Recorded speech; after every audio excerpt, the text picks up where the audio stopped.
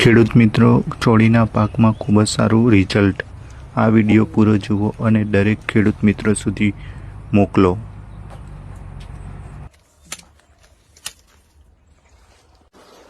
નમસ્કાર ખેડૂત મિત્રો, આજે આપણે એક એવા ખેડૂત મિત્રને મળવા માટે આવ્યા છે કે જેમને ત્યાં આ ચોળી બનાવી છે. આ તમે જોઈ શકો છો, આ એમનું જ ખેતર છે. તો સૌપ્રથમ આપણે એમનો પરિચય લઈશું. શું નામ છે તમારું? મારું નામ રોહિતભાઈ જયસિંહભાઈ ચૌધરી, ગામ કુંભિયા, એટલે તાલુકો ડોલવણ અને જિલ્લો તાપી. ઓકે, તો મને એ જણાવો કે તમે ખેતીમાં શું શું બનાવો છો? ખેતીમાં અમે ચોળી, ભીંડા, રીંગણ, મરચા, કારેલા, એટલે બધા જ ટાઈપની શાકભાજી કરો. હા. અને ડાંગર ને એવું પણ બનાવો ખરા કે? ડાંગર બનાવો છો. ઓકે, તો મતલબ વર્ષોથી તમે ખેતી કરતા હશો મારા ખ્યાલથી. તો આ ચોરીની ખેતી તમે કેટલા વર્ષથી કરો છો? આમાં 4 વર્ષથી કરતા હે. ઓકે, મને એ જણાવો કે જયારે આ 3-4 વર્ષથી ખેતી કરો છો તો એ વર્ષ ને આ વર્ષ દરમિયાન શું ફેરફાર દેખાય તમને તમારી ખેતીમાં? આ વર્ષે અમે આ બબલી ચોળી બનાવેલી, તો આ એમાં એ કંપની વાળાએ બિયારણ બદલેલું છે. અચ્છા, નવું બિયારણ બનાવ્યું એમાં જ. એટલે આ વર્ષે જે ચોળીના જે લંબાઈ છે એ વધારે છે ઓકે, ગઈ વર્ષે કરતા. અચ્છા, આવું જ બિયારણ કોઈ બીજાએ બનાવેલું એવું ખરું આપણા ગામમાં, આપણા એરિયામાં?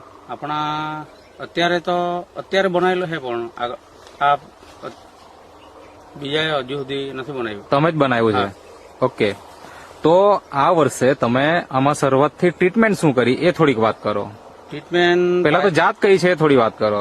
આ બબલી ધરતી કંપનીની બબલી ચોળીની વેરાયટી છે. એમાં DDL 45.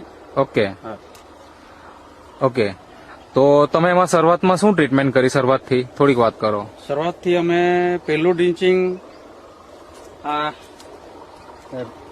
રેપઅપ ને વામનું આપ્યું. ઓકે, હા હા, પછી સ્પ્રેમાં આ સ્ટીમરીચ શેત ને આ બાયો 99 ઓકે, એમનો સ્પ્રે કર્યો. ઓકે, પછી પાછું ત્રીજો સ્પ્રે આ લાર્વી સાઈડ ને રેપઅપ નો. ઓકે, હા, સાથે 99 બાયો 99.